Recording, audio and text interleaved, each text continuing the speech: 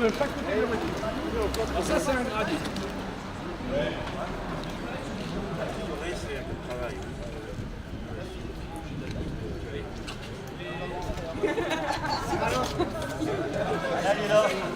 Dans les petits, les grands étaient devant, les petits étaient... Et les officiers se mettent où? Les officiers se mettent où?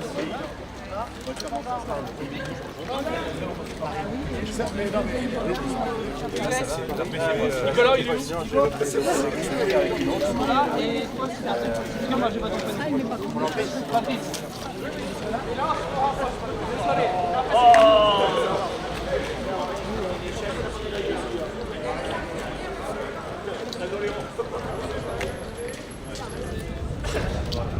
Ouais, bien.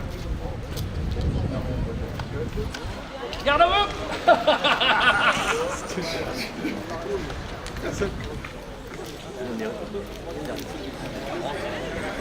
Bon, t'as repéré ton client? J'ai repéré ton client. Moi j'ai Walter. Bien. Expliquer un peu comment ça se passe. Alors, ce qui se passe, c'est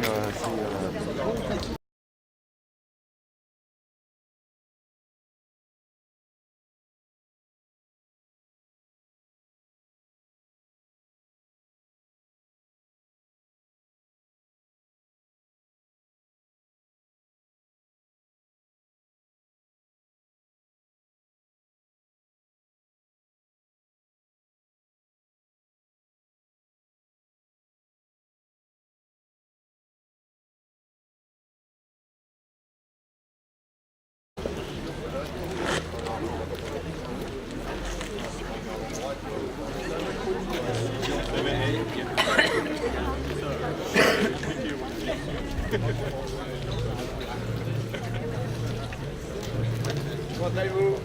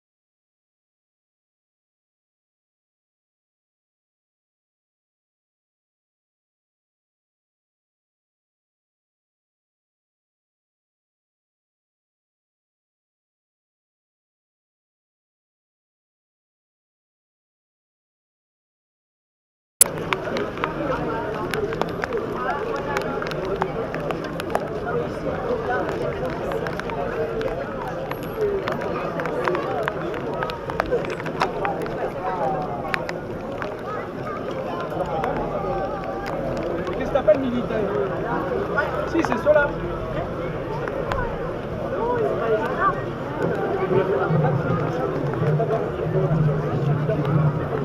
Je rentre là.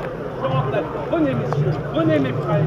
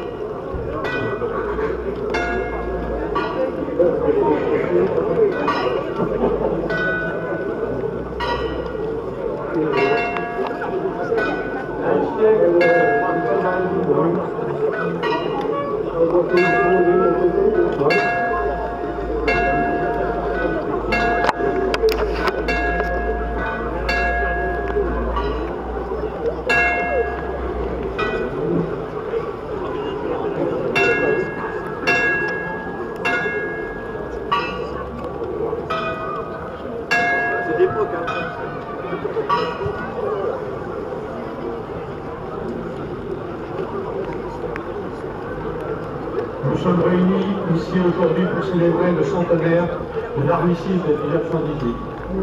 Après la nuit des couleurs, nous entendrons le message officiel, puis nous en rendrons hommage au mort.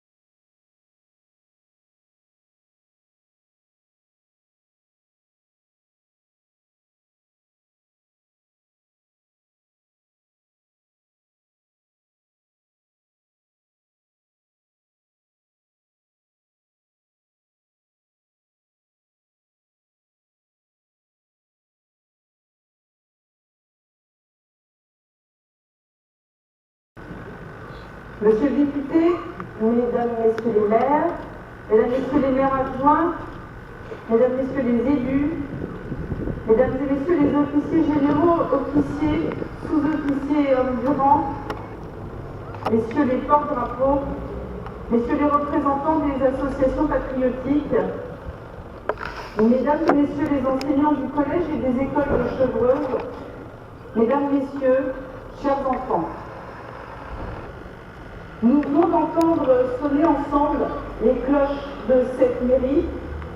Ces cloches restées silencieuses de mémoire de Chevretin ont sans doute sonné à la volée avec celles de toutes les églises de France il y a 100 ans, le 11 novembre 1918, apprenant ainsi au pays et au monde la fin de la Grande Guerre.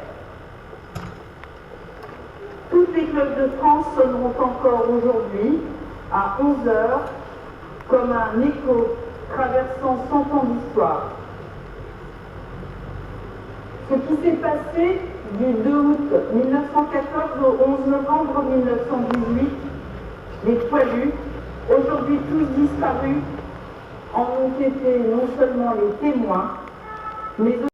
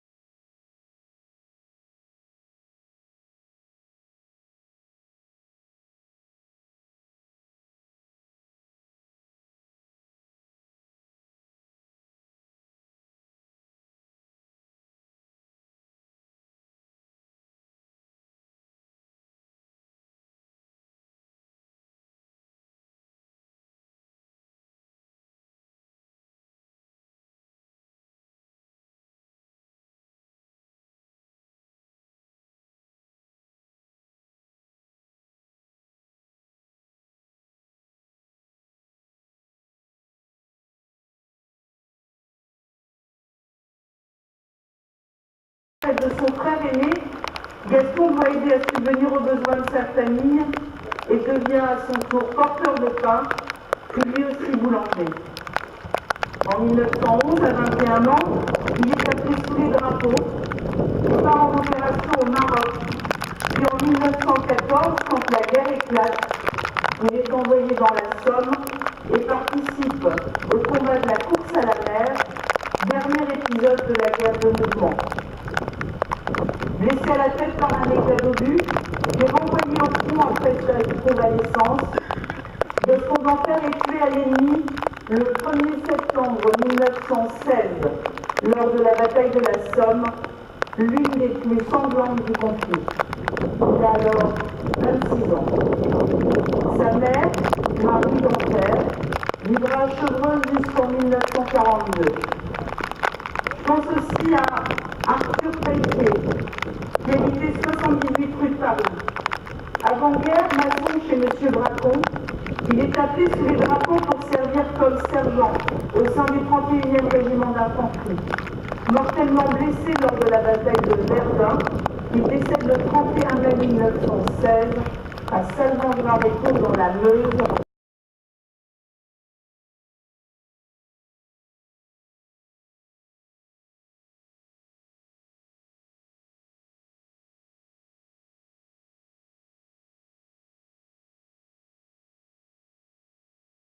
Du chemin des Dames en mai 1917. Il a 28 ans. Ou encore la famille Legros, dont les 4 fils, Gaston, Lucien, Raymond et Roland, nous rencontrent pas de l'horreur des tranchées. Et tant d'autres encore.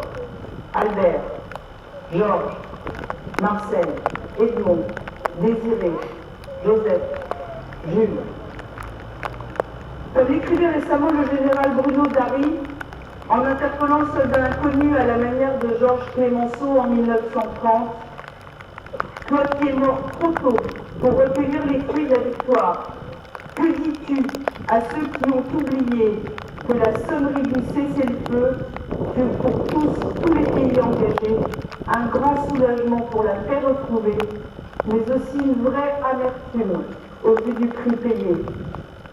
Ne penses-tu pas qu'il est temps, en honorant ta victoire, de célébrer aussi la réconciliation des peuples?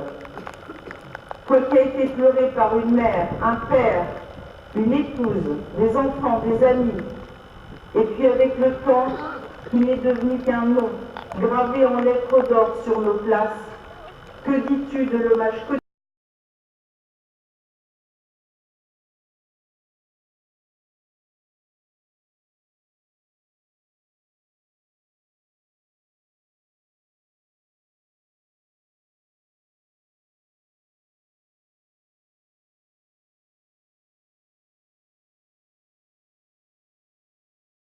À tous ici, aujourd'hui, comme chaque année lors de ces cérémonies patriotiques.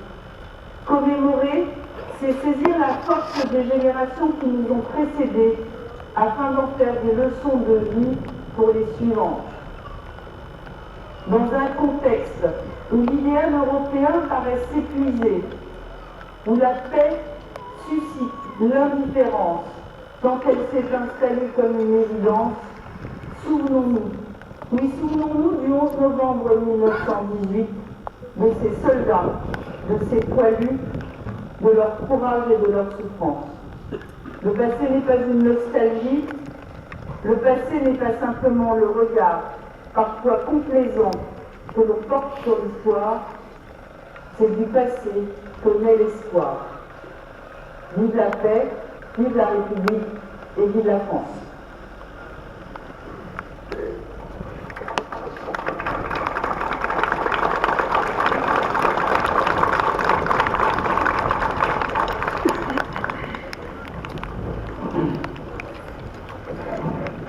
Message du président de la République à l'occasion du centenaire de l'armistice de 1918. Un siècle que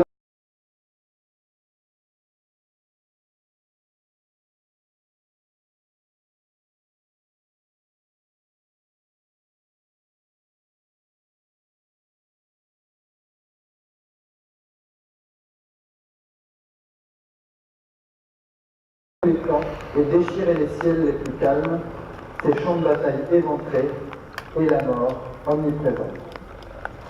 Le 11 novembre 1918, un grand soupir de soulagement traverse la France. Depuis Compiègne, où l'armistice a été signé à l'aube, il se propage jusqu'au champ de bataille. Enfin, après 4 interminables années de bruit et de fureur, de nuit et de terreur, les armes se taisent sur le front occidental. Enfin, le vacarme funeste des canons laisse place à la clameur allègre qui s'élève de volées de cloches en sonnerie de clairon, d'esplanades de grandes villes en places de village. Partout, on célèbre alors avec fierté la victoire de la France et de ses ennemis. Nos poilus ne se sont pas battus pour rien, ils ne sont pas morts en vain, la patrie est sauvée, la paix enfin va revenir. Mais partout aussi, on constate le gâchis et on éprouve d'autant plus le deuil. Là, un fils pleure son père. Ici, un père pleure son fils.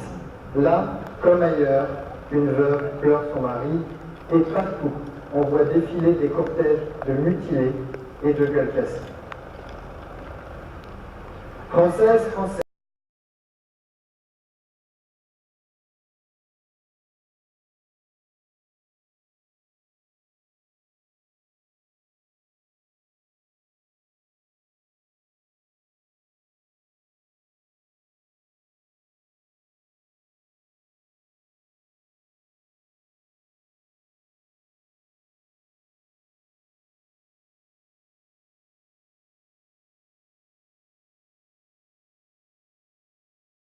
Nous nous souvenons de nos poilus morts pour la France, de nos civils, dont beaucoup aussi ont perdu la vie, de nos soldats marqués à jamais dans leur chair et dans leur esprit, de nos villages détruits, de nos villes dévastées. Nous nous souvenons aussi de la souffrance et de l'honneur de tous ceux qui ont quitté leur terre et sont venus d'Afrique, du Pacifique et d'Amérique sur ce sol de France qu'ils n'avaient jamais vu et qu'ils ont pourtant vaillamment défendu. Nous nous souvenons de la souffrance et de l'honneur des 10 millions de combattants de tous les pays qui ont été envoyés dans ces combats terribles. Françaises, Français, nous sommes aussi unis en ce jour dans la conscience de notre histoire et dans le refus de sa répétition. Car le siècle qui nous sépare des terribles sacrifices des femmes et des hommes de 14-18 nous a appris la grande précarité de la paix. Nous savons avec quelle force les nationalismes, les totalitarismes peuvent emporter les démocraties et mettre en péril l'idée même de civilisation. Nous savons avec quelle célérité l'ordre multilatéral peut soudain s'écrouler. Nous savons que l'Europe unie, forgée autour de la réconciliation de la France et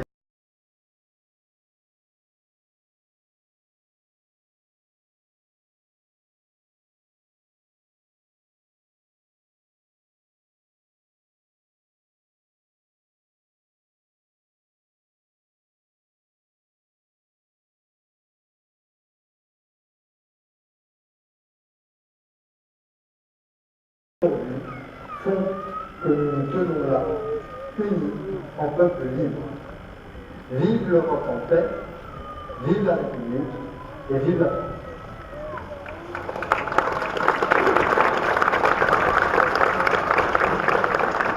Fermez le bas.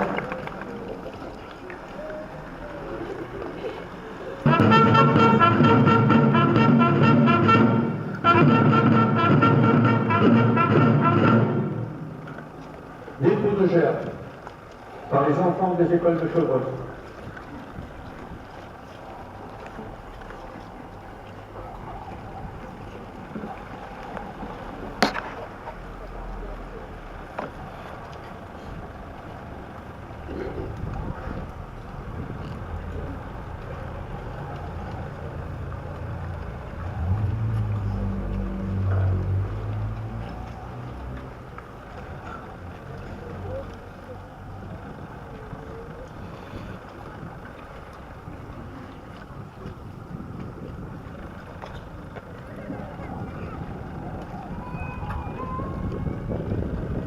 Par les enfants du collège Pierre Coubertin.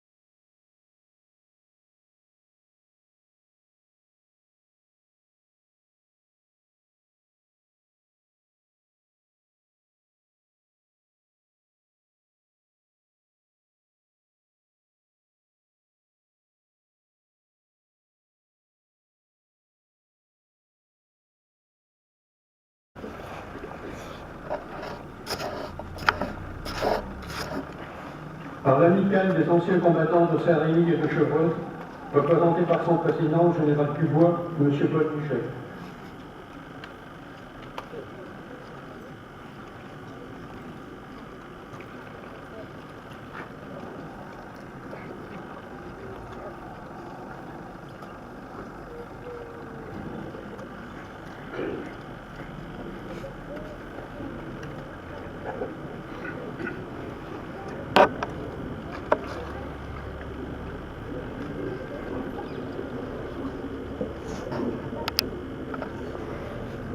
Par la Fédération des anciens combattants d'Afrique du Nord, représentée par son président, M. Rémy.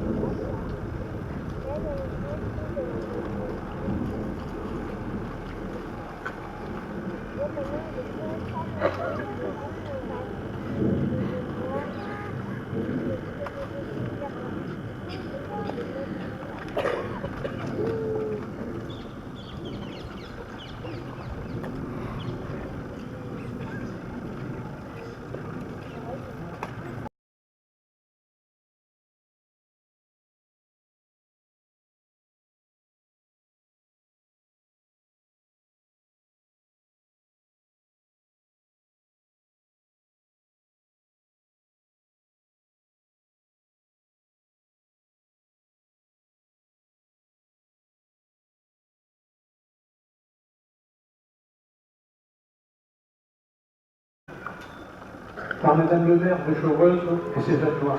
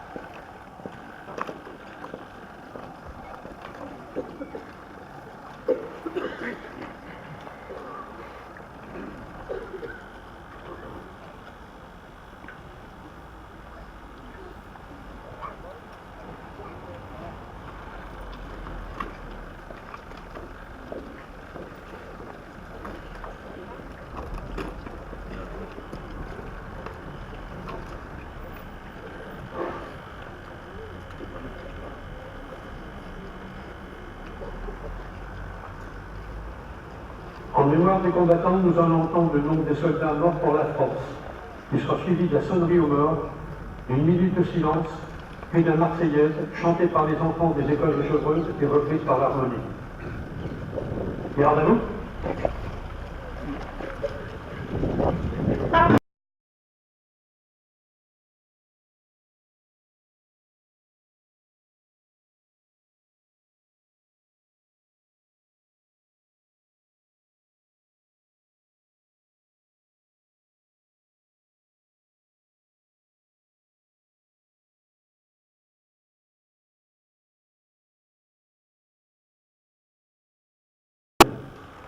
Bauduin Pierre, Boudier Edmond, Boulandais Julien, Bourgogne Henri, Bretagne Maurice, Caillou Charles, Caillot Edmond, Caillot Lucien, Chaumet Jacques, Chenu Désiré, Chevreul Pierre, Crécy Raoul, Colloque Louis, Coutin Germain, Cresson Charles, Darty Louis, Delalande Maxime, Descamps Victor, d'Enfer Gaston, Despalins Maurice, Despalins Raymond, Dodin Léon, Doucet Eugène, Duduc Jules, Dujoncois Georges, Dumont Gaston, Dupont Auguste, Euve Hippolyte, Fédéré Gaston, Gabriel Anatole, Gabriel Jules, Léon Robert, Valéran Antoine, Blumeau Édouard, Herbelot Amédée, Ivry Louis, Lamy Henri, Lamy Lucien,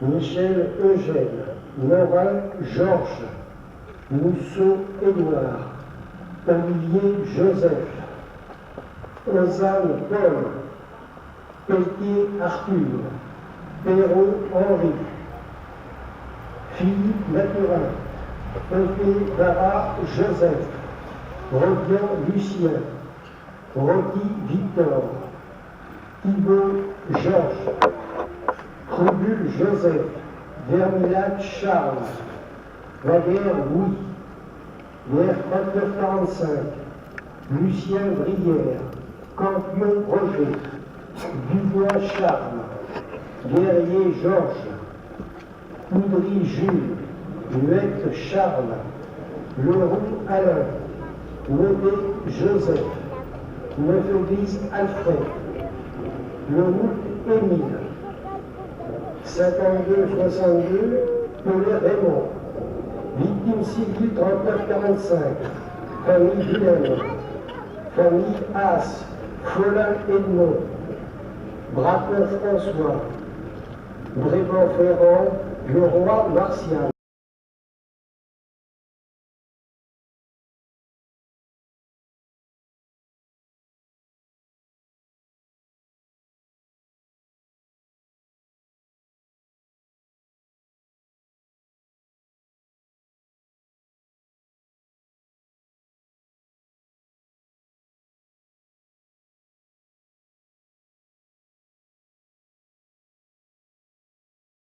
Le régiment étranger d'infanterie meurt pour la France en Irak le 21 mars 2018. Mort pour la France.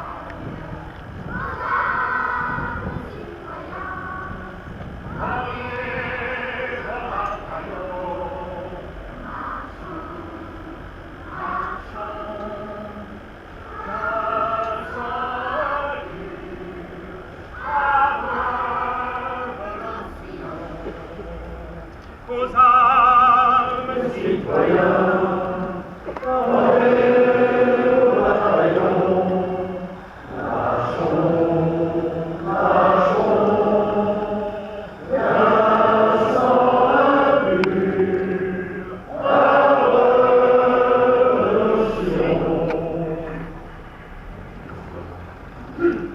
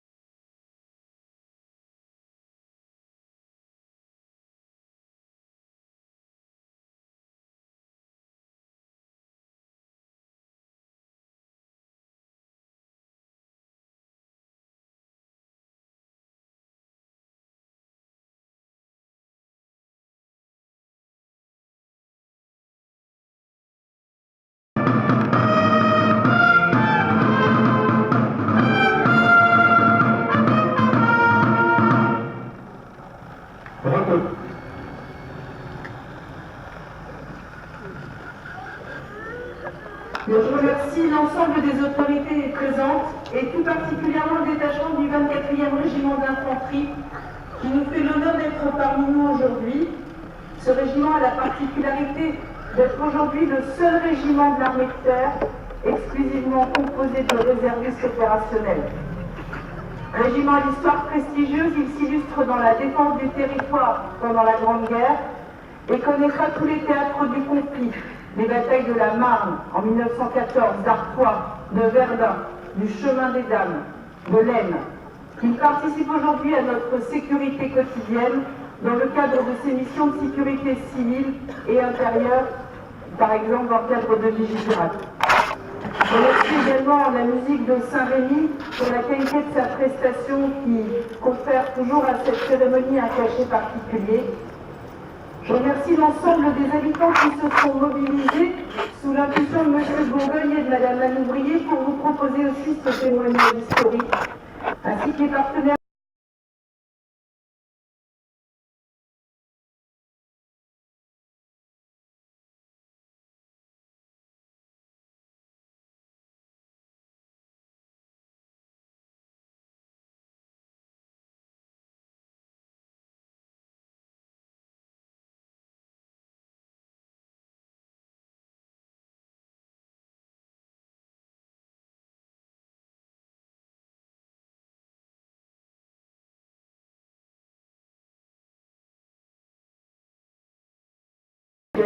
À venir saluer les porte-drapeaux.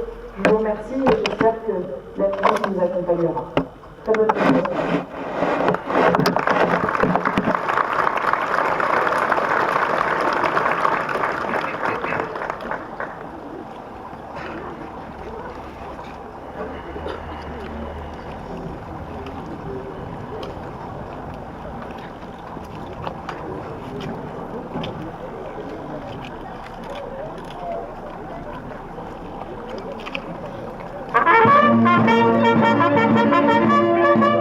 Thank you.